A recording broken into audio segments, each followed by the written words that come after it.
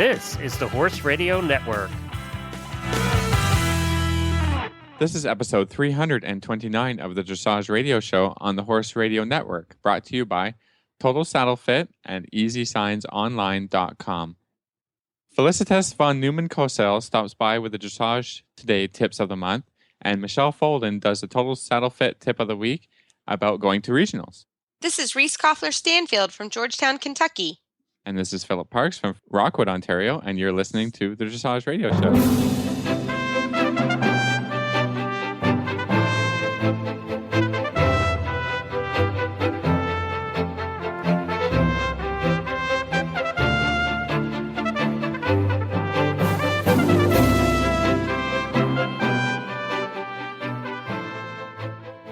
That's funny. I have to really. Did you move? It's been Fergus for so long. Yeah, it was Fergus for so long. And I didn't know you moved. Yeah, didn't we talk about this? We did. I don't know. Okay. Maybe I must have missed that week. Yeah. Well, congratulations, I guess. Yeah, it's good. We moved closer to Mayor's work, so. So you actually are together now? You guys used to be apart a lot. Yeah. We live in the same place every day of the week. Wow. It's like we're married. You're totally married now.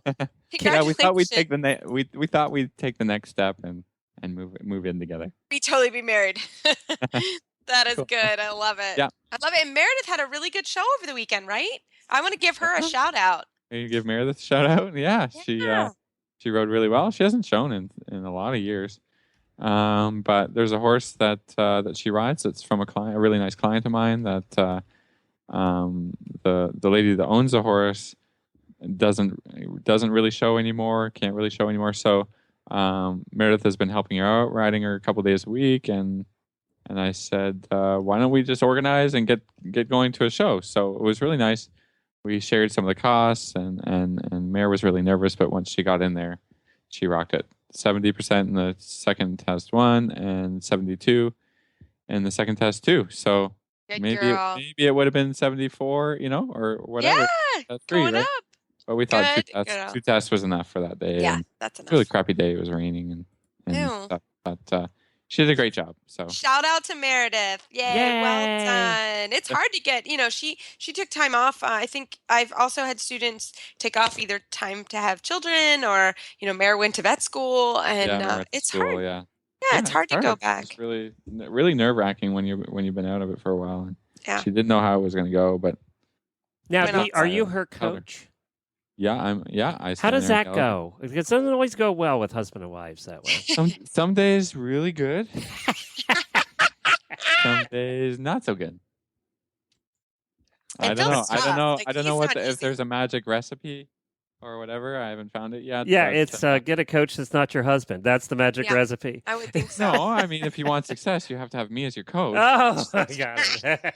Well, I will share. Travis wants to ride and wants me to coach him, and I'm like, oh no. That didn't work for Jennifer and I. No. Mm-mm. It's tough. The fact that you guys can do it. She had one of her working students coach me. That's what I told Travis. I'm like, I have very qualified people that are not me to help you. It just, there's just that underlying thing, and it's always there. I'm very respectful. I was her coach before we were together, so. Yeah, but now you're living together every day. Yeah, but we understand each other very well, and Well, I coach my best friend, so and she's also a veterinarian, so I think if you are friends with your coach, or I think you really have to have separation. This is I am coaching you, and this is my thing, and when she's doing veterinary work, she's the expert, and I'm asking. So I think you have to be just careful that everybody draw some lines. Draw some lines and set some boundaries and this and that, and it can work okay. Yeah, they do a really good job. So good job, Mare. Shout out to Meredith. Well done. So what's been going on with Reese? The world of Reese. We had a really busy week this week. Conrad Schumacher was in for our fall clinic. He comes here spring and fall, and I did grab him to go to my class. So that was super fun. He went to the University of Kentucky and taught my class on Monday. Very smart of me, and that was pretty fun to to have him come and sort of take a different role, and it's fun to hear. It was more of a business talk, so that was great fun. And then we worked really hard, on getting ready for regionals. We'll talk about that with Michelle Folden here in a little while, but we worked especially with Hello, who we've been talking about this summer. Poor guy, he kind of struggles with the rein back and the walk pirouettes. And there will be in our regional test. So we really Got to get them focused right. on that. Yeah, we Yeah. really focused on those pieces, which also, really deal with engagement of the haunches and the hindquarters. And Yeah. my guy's 6, so he actually is quite engaged and balanced for a 6-year-old, but he's a really top-notch 6-year-old. So that is sort of my goal for the next 6 months. So we really worked hard on that, and we did a lot of reinback. And Felicitas von Neumann Cassell will talk about.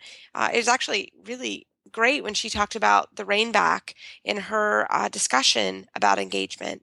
And I think you'll enjoy that. So we worked a lot on that, and I have one great quote from Mr. Schumacher, and we're going to write it on some sort of board. I don't know how we're going to do it, but the quote was, "The only time talent is before work is in the dictionary." So I wanted to share that. The only time talent is before work is in the dictionary. So I hope that is sort of some inspiration for the week, for sure. Cool. Well, That's awesome. I think maybe we'll just we'll get to the show right after this commercial.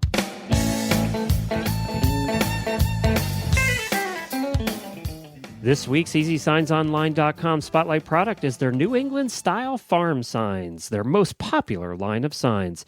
New England Style Farm Signs are very durable and designed for long-term outdoor use with no maintenance required, no wood to rot, and no paint to peel. They will outlast the old style painted wood signs by many, many years. They are available in many sizes, shapes, and styles, which makes them the perfect sign for any farm or business. Go online today and go through the EasySignsOnline.com easy step-by-step ordering process to see all the prices and options available. They also offer free, no-obligation sign proofs on all New England-style signs, and you get free shipping as well on all New England-style signs. So replace your old worn-out sign and make a great first impression with a new farm sign from EasySignsOnline.com. And the holidays are right around the corner, so it's a terrific gift idea. I can't think of a better one. Visit EasySignsOnline.com.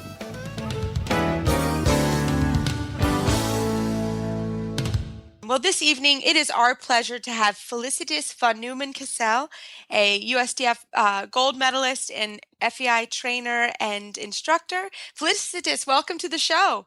Well, thank you very much for having me. We're very excited you are helping us with our Dressage Today segment. So let's just get started about talking about your last article. Very good. The subject of my last article is something that's been very close to my heart during all of my training over the last years. And it really is maybe trying to put things in perspective of how to help a horse to carry itself, how to get more beautiful within the training. We have an osteopath who comes to our barn, and he, I think, puts it very well. He says there are few people that actually train their horses. That means they get physically to become better athletes, to move better, to become more beautiful. And then there are people who use horses, that showing and teaching them the tricks, and they move up the ladders and the ranks. But when you look at the horse, it physically sometimes rather even deteriorates instead of gets prettier. Sometimes the movement gets flatter. And I tried to point out some details that maybe people weren't so aware of. And so I hope I maybe heightened that awareness a little bit. This is a really awesome topic because it sort of tied in. We were talking last week about top line and muscle development. So maybe you can lead us into a bit of a discussion about what you talked about in the article and how you can tell whether you're training the tricks or you're actually training to develop the horse. Exactly. And I just think that there really aren't enough guidelines for people to see what really to look for.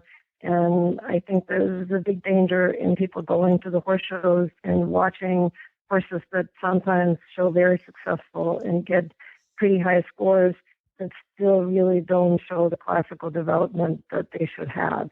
And so I think it's often tough, particularly for the amateur, to decide what's really good or what isn't good. And I feel there is really not always a score that would really reflect on the basic quality of the training. And I think that's a loophole that we're having a problem with.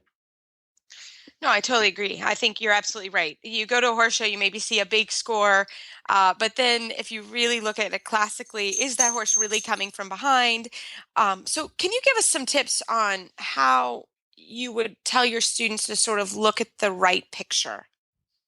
Well, often what I tell them to do is to look at how the muscles appear to them, and I do give them an idea of how to look at the neck. And when you look at the neck in the article, I talked a lot about the basculing muscle of the horse, that if you don't really have that appearance that the horse uses the top part of his neck and reaches out with it rather than just curls up with it, then the energy doesn't really flow really from back to front to the rider's hands.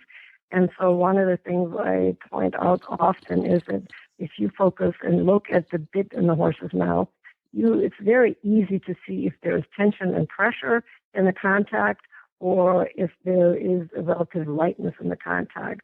One of the things you see very often is that the bit is pulled through one side of the horse's mouth constantly. It doesn't matter which direction it's going. Most of the time it's the left, it's heavier on the left rein.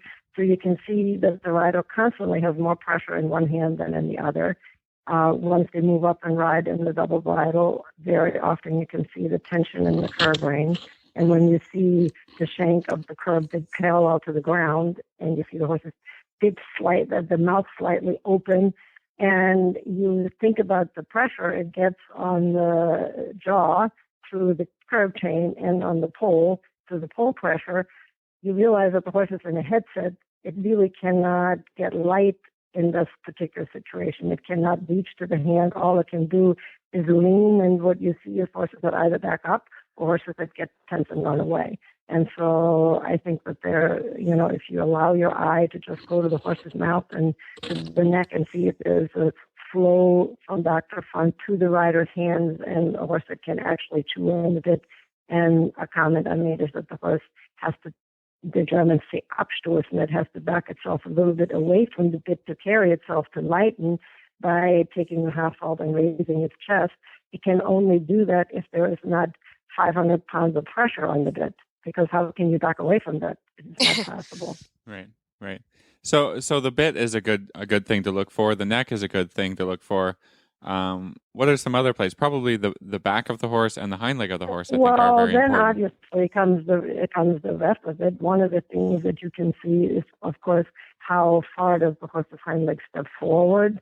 Does it round, or does the croup kind of stay in a good angle so the hind leg can step forward, or is the horse kind of flattening behind the saddle and stays strung out, which of course is not desirable.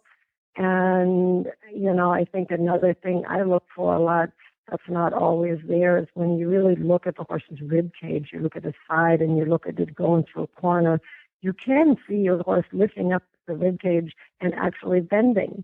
And when the horse bends in the middle, you see an even curve through the whole horse, and not swinging wide, for example, in a small circle, and also its shoulders standing up into the turn, not falling down onto the shoulders.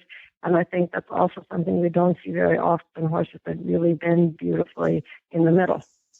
Often they bend too much in the neck, or they don't really bend enough so the haunches are falling out. And I think those are things that we see quite often.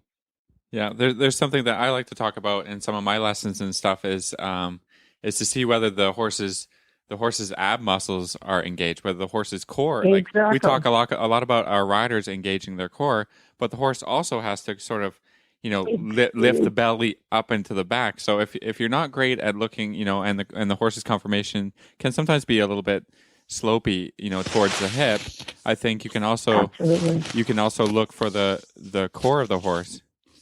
Absolutely, and it's something I look at very much. And if you work with good people who do good body work with their horses, I mean, everybody gently lifts their belly up with a little stimulation under the belly, or even at the side, right behind the side, right behind the girth, right where your leg is. If you come and you give a little impulse with your fingernail, if a horse is open to move and not stiff and sore or whatever, it'll lift the rib cage a little away. And what I do sometimes to show a rider from, when they sit on them, what they would like to feel a little bit, sometimes I come and I reach a little bit under the belly or behind the leg to make the horse lift, and then I gently take my hand across to the opposite glute of the horse and stimulate him there a little to make him actually really bend in the middle as if it was a haunches in or bending. And it's amazing how the rider feels how the back actually lifts them up, and there's a whole different connection to this half line when the horse does that. No, it's so true, and you can really feel it. Oh, when you can when the really horse, feel it. yeah, then you can sit on the horse. It's sort of, you find that sweet spot Exactly. because it kind of lifts you into it. And you find the sweet spot, the horse will give you a place to sit. And the other thing you can feel is, right now we start to breed horses that have a tremendous amount of movement, that are often hyper flexible, and when you look closely, they're literally lacking stability. And that, when the back raises like that and connects like that, all of a sudden there is a lot more stability, and so then the legs follow through in a straight manner. They hit the ground better, and I do believe the horse connected in that way also is prone to less injury because I think they're hitting the ground straighter and more square. So you don't get so much torque on the legs. A horse that's struggling and falling and leaning in is not going to hit the ground straight and square, and so you have a lot more stress on the fetlocks and other areas. So. Yeah, because that is true. When a horse has worked properly, the theory is when a horse has worked properly, they don't need the chiropractor and the acupuncturist and all of that. Their muscles are. Yeah. Well, I mean, I think if since nobody is perfect, I think we all do the very best to do our best to make it perfect. But I have to say it will take a lot less. And what I then, for example, see body work for almost as an enhancement. So you got that far, and maybe I have a very good osteopath who then opens my horse up for just a little more. Sure. For example. And it's then performance enhancing instead of, damage control. Yes. That's how I would look at body work. I think that's fantastic description. So can you also, you mentioned it about the hind legs sort of matching the front legs. This is certainly a hot topic right now. Can you talk a little bit about that development and how you can see that in a horse? Well, I mean, in the perfect world, you have a horse that comes with that type of natural movement, meaning that's what I would look for if I'd buy a horse for myself, with joint bend, where the joint bend of the hind leg matches the joint bend of the front. Some people look at the cannon bones and compare the angle of the cannon bone at the same time. But I think a lot of it has to do with the horse, the way its pelvis develops in its ability to tuck its pelvis in order to sit more, to bring the hind leg closer, and also sometimes with the energetic ability to really push off the ground. Some horses are just by nature a little slower, and their hind legs don't bend as easily and as quickly. And so, all the work in collection and going forward and coming back helps to get them basically lighter on their feet. And in the end, calf massage gets them ultimately lighter on their feet, and it should enhance the joint bend. Maybe Felicitas, you can give us an example of a good exercise that would help somebody to develop, self carriage and a better hind leg. That's like there are so many of us. It really depends a little bit on the horse's particularity, where it is in its level, what its particular problem is.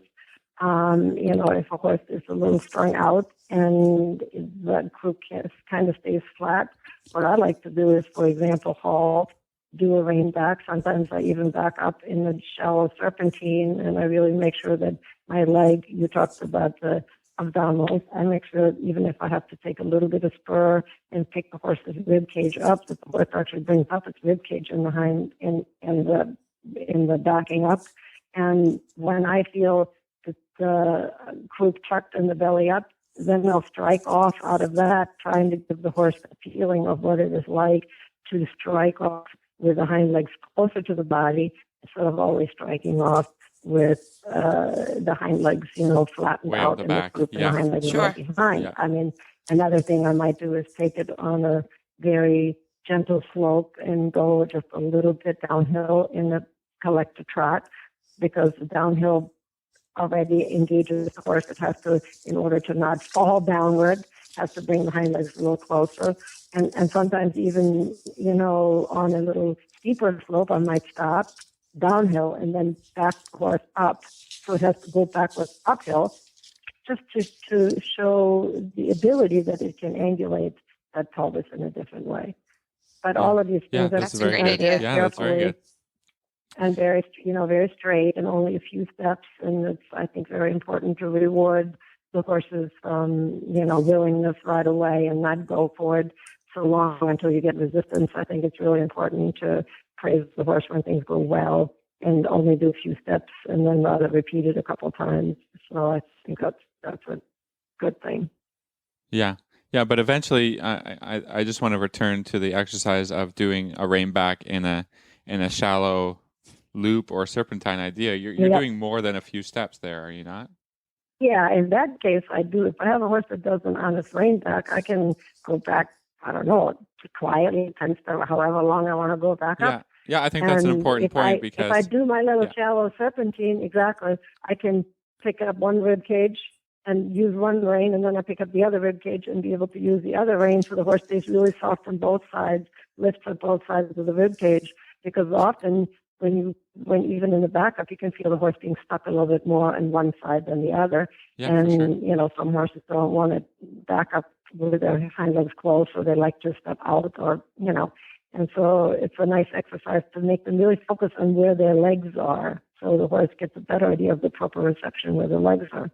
Yeah, I think this is important because, the tests only show 3, 4, 5 steps of rein back, but I think, for my own day-to-day, it's been useful to teach the horse to go back as long as you want, right? And not just for the test, but for the training of the horse. Absolutely. And I think it's very important at this point to say, because for a long time, growing up in Germany, you were told, backing up a horse more than 4 steps is punishment. Well, I think that's baloney. I think when you back your horse up quietly and softly on the aids, why should you not be backing up until you get the feeling you want and then move forward again?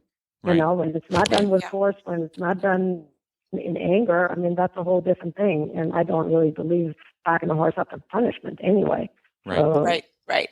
That's a different discussion altogether. Yeah, it's a different discussion. But exactly. I think it's a training tool, and we can use it, and it's very useful. Totally. Yeah, Totally. that's a very great how tip. the horses really get more flexible and get more movement. Absolutely. Yeah. And get the hind legs underneath them.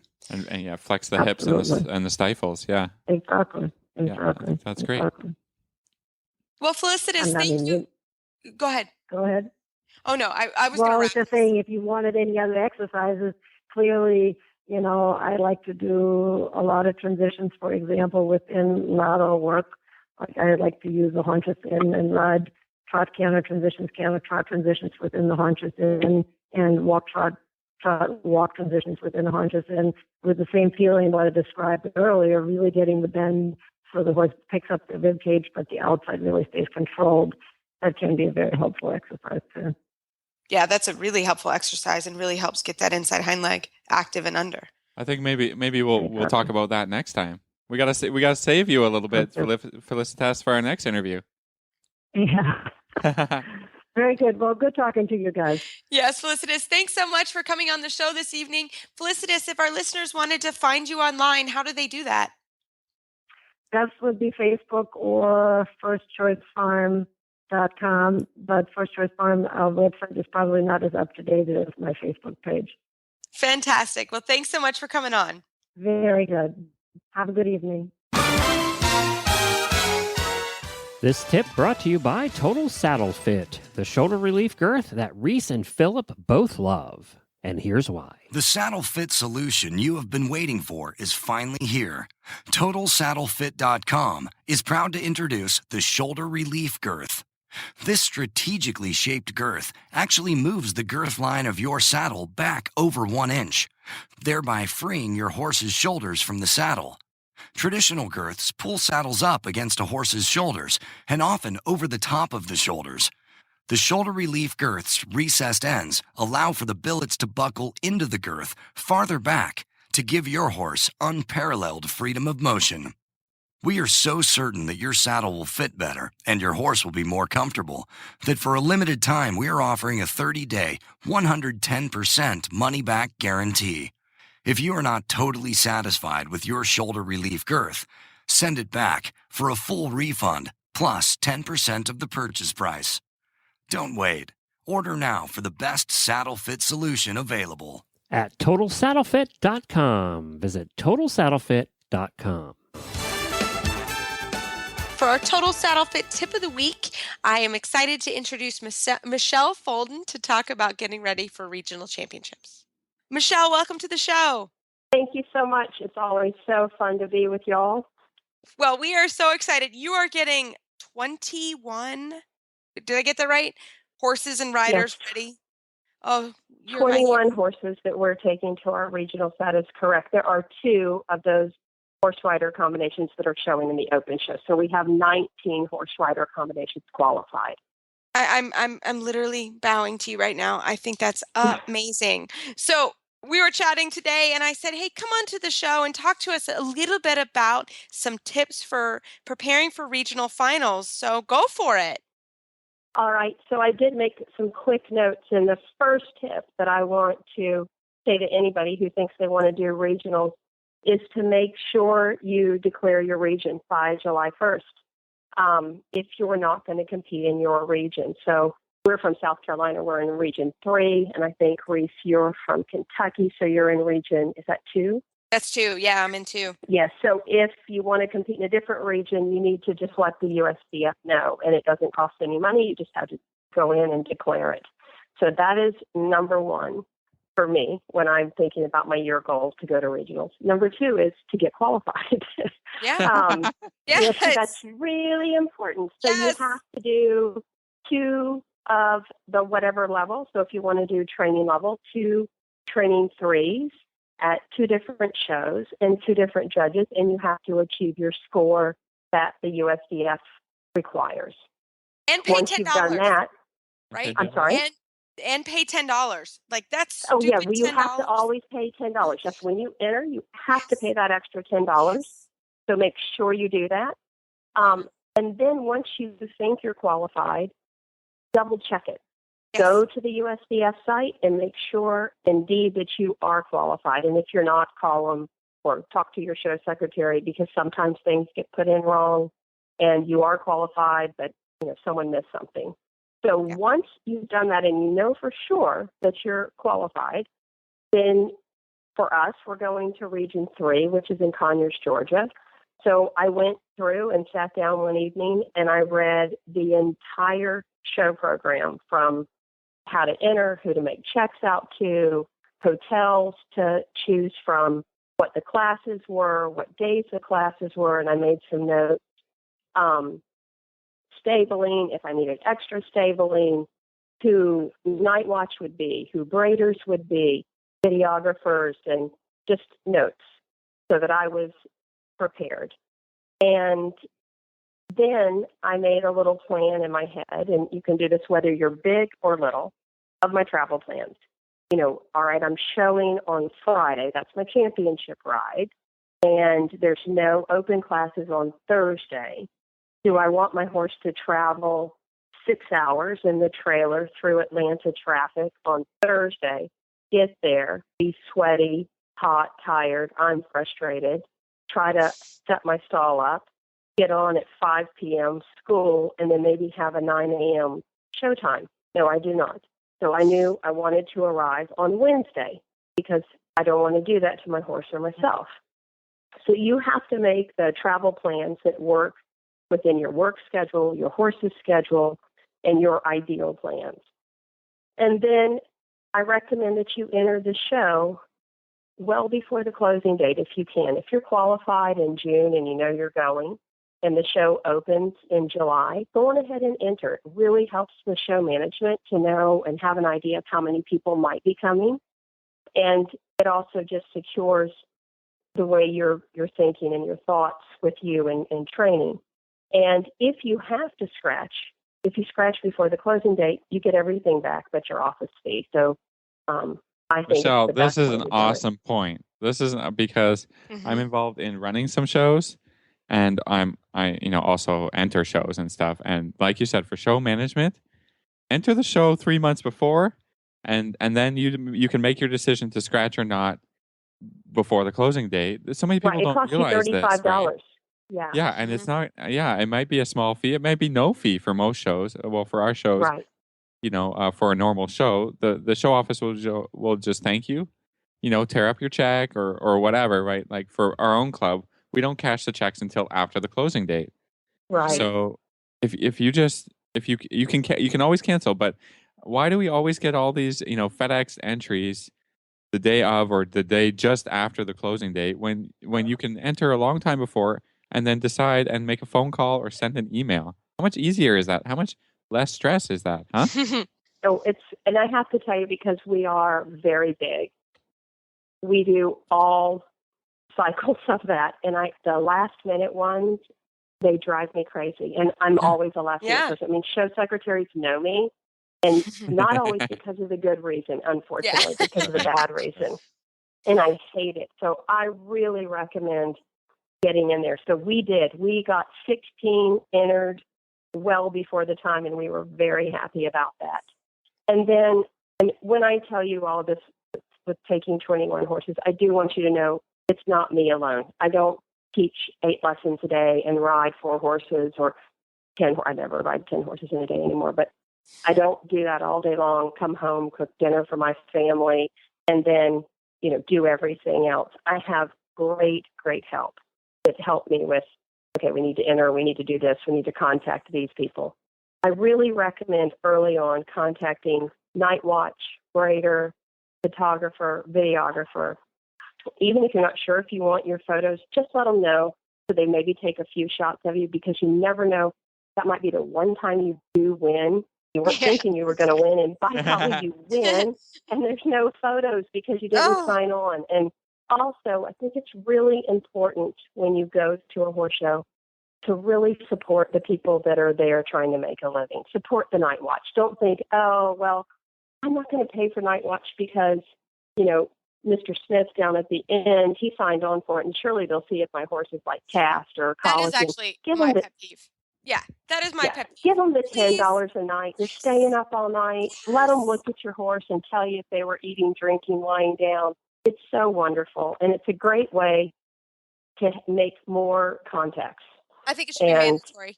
I'm just throwing that out. Me too. I totally agree with you. Those guys are going to call no matter what, and I totally agree with you. Always do night. Plus, you'll just sleep better. I don't worry. I know, me either. It's great. I'm just saying. Sorry. And normally, my group, we do all of our own braiding, but this time we have 21 horses. And last weekend we competed, and I had 11 horses, and I did something funny to my hand, and it was bothering me. So I said, I'm not going to braid. And we hired a braider. It was the best braids I'd ever seen in my life. I tried to get her to come with us to Conyers in a couple of weeks, but she's going to St. Louis. You should hire her. I'm going to hire her. Check. I've never seen braids like this. Anyhow, let them know if you're going to need their services so they're prepared. Please don't wait, especially for a braider, 2 nights before you think you're going to need them, because they're going to be really busy. So you have all of that done. You've made your plans. You've made your hotel reservations. Your horse is all settled. Order your bedding. And if you think, I might want more than 3 bags, we don't carry our own bedding to horse shows. I used to do it. And as I've gotten older, it's too many times moving it. And I'm real funny about how many times I have to touch something before I use it. And so I'm willing to pay $8 or $10 to have those shavings sitting by the stall. For me, it's well worth it. Everyone gets to make their own financial decisions on that.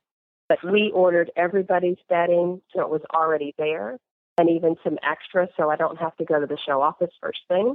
And those horses can be set up and very happy the first night. Yeah, we do the same thing. Absolutely. It's just easier. Yeah. You know, the less Yeah. stress you can put on your body and your brain, the better it's going to go. And then my next thing that I want to say, so you're entered, life is good. Now it's time to get real serious about where you are in the field of competition.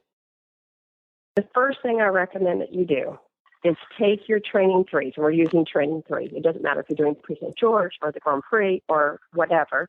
Lay your training threes out from the year. Do it from January 1 to the current time.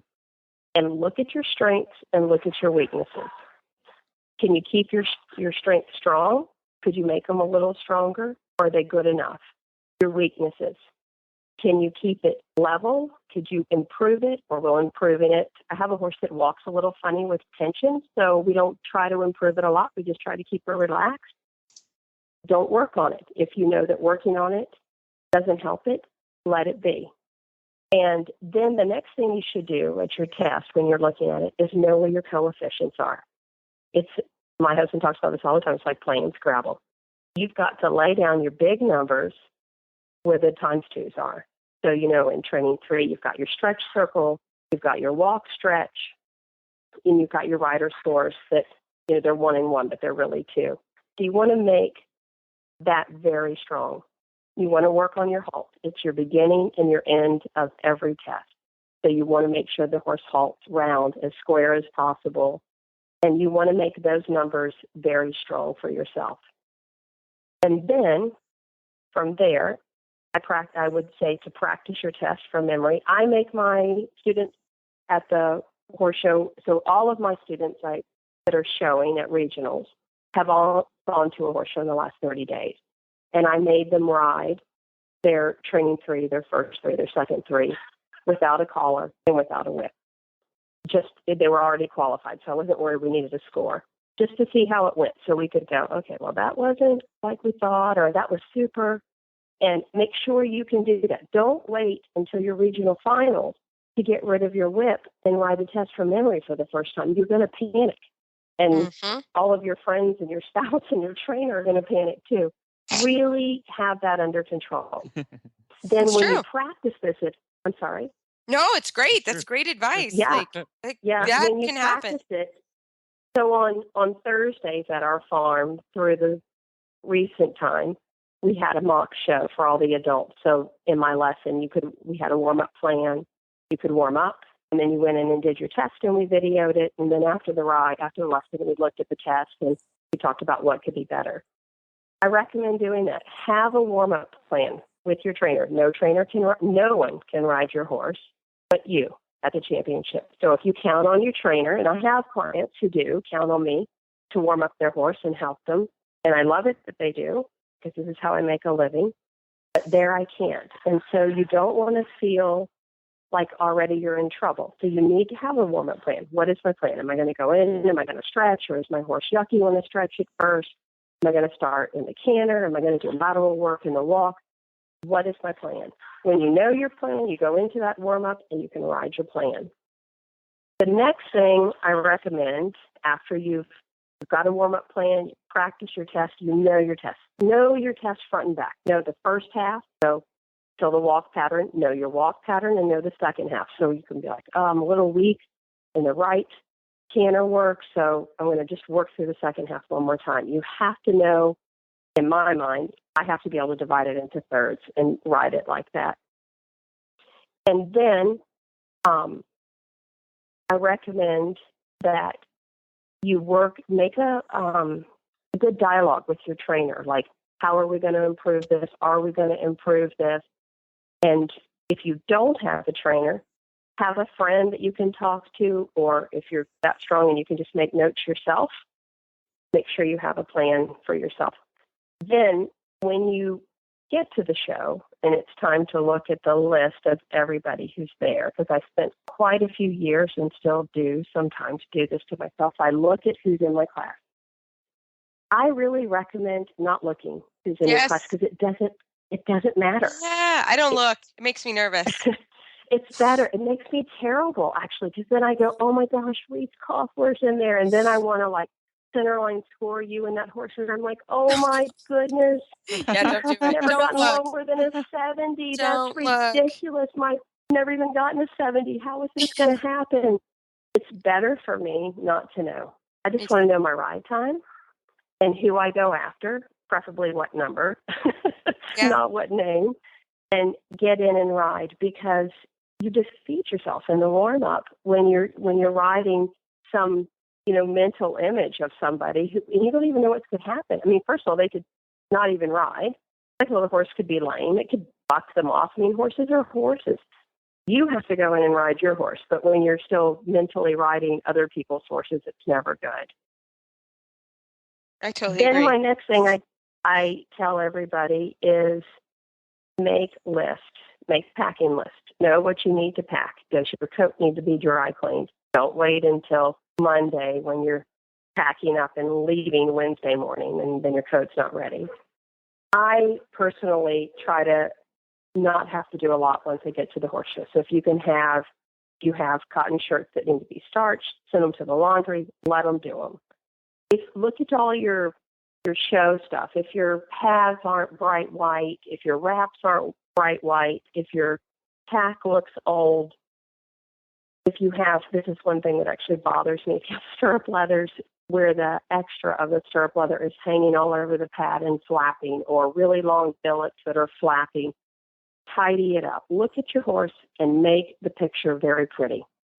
And, I like to clip off the stirrup leather pieces that hang. I like nothing banging and everything tidy.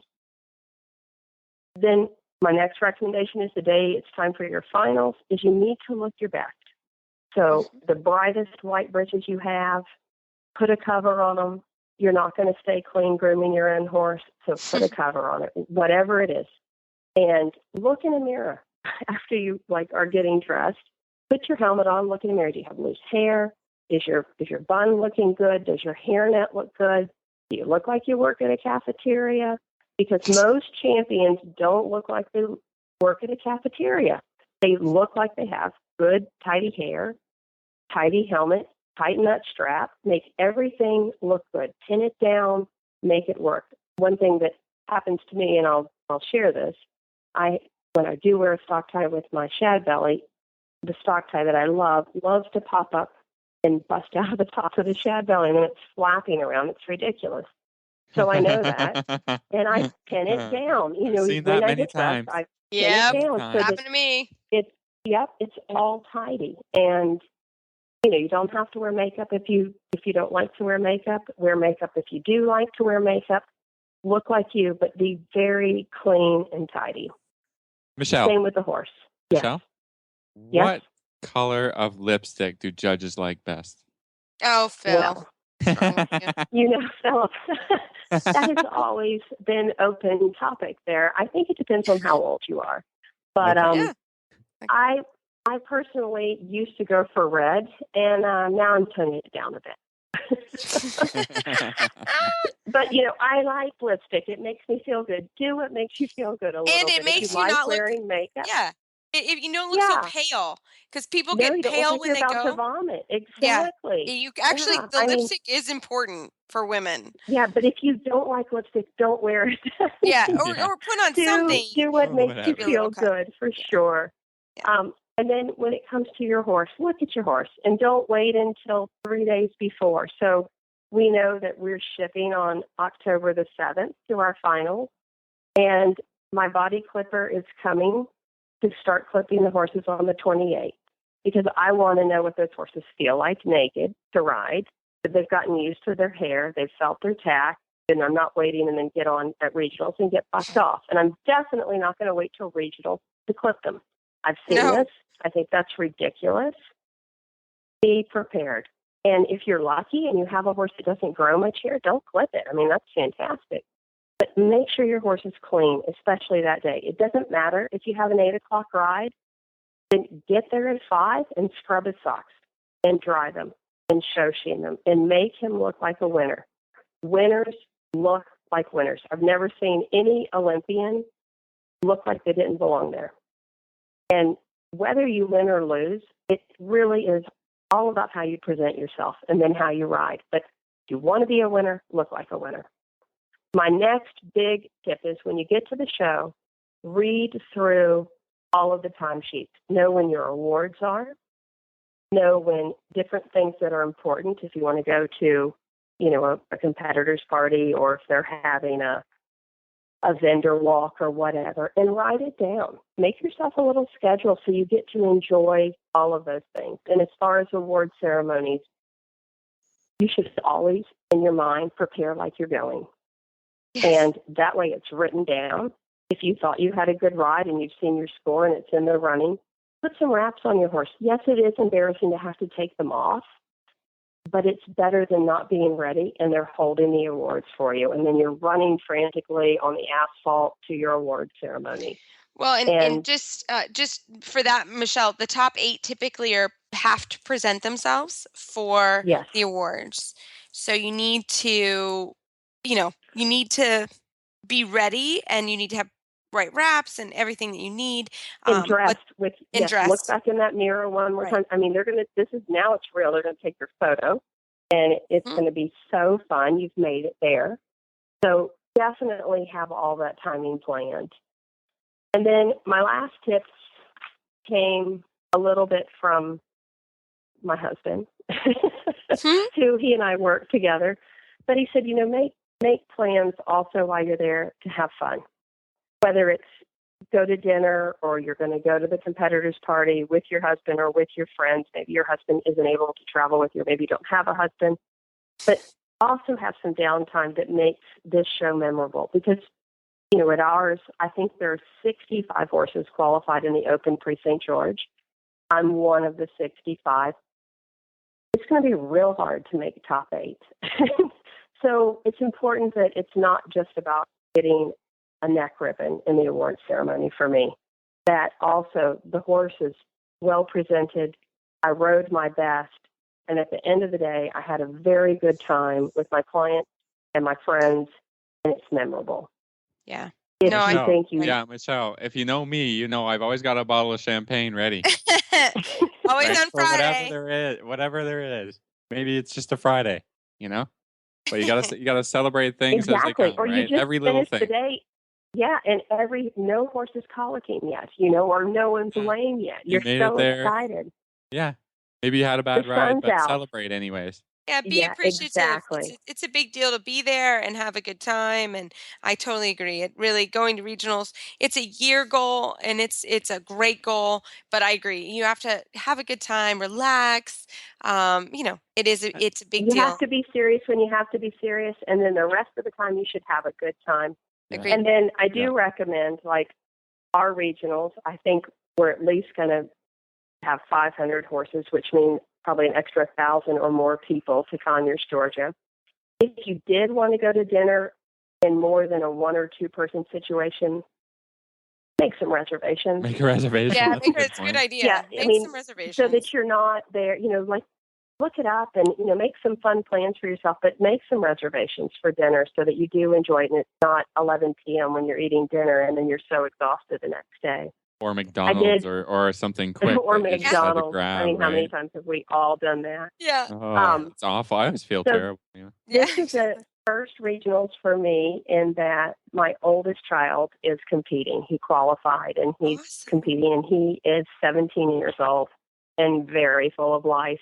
And so I asked for a tip from him, and he said, well, my tip is when I get to regionals, I'm just going to ride the tar out of that test. And so I do think that's so great. Like, go in and ride it. You have nothing to lose. Yeah. Just lay it down. And I thought, well, I'm going to write that down. That was so fantastic. Love it. Yeah, I did too. And then one thing I do, and we all have our thing that we all do.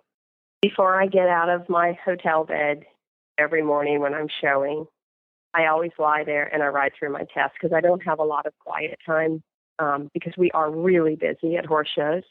And so I just make sure in my mind that I visualize that horse, whatever horse, if I'm riding one in first level and one in third level and one in Pre-St. George, I ride my Pre-St. George horse and I ride all the highlights. I try to ride it perfect.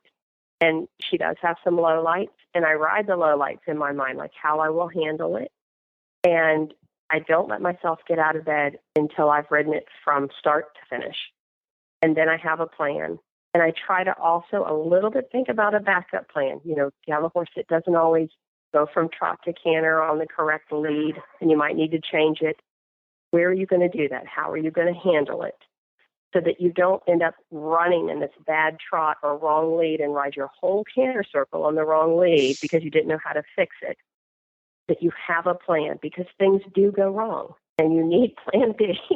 Yeah, it's a really good suggestion for sure. Yeah, and it looks really good. Okay, it doesn't look good when plan B has to come in, but it does look really good when plan B happens and you have a plan and you handle it and you move on. Excellent. My other last thing I want to say about going to regionals, you have one shot to make a good impression. Don't go in with dirty boots. It drives me crazy. It has to drive the That's true, judges actually. crazy. Yeah, polish them. And if you are by yourself and you had to walk through the mud and the dirt, carry a rag with you. There's so many people who would be happy to wipe off the mud of your boots. Just differently. If you have to lunge, try not to do it in your boots. Do it in your regular clothes and then change if you can.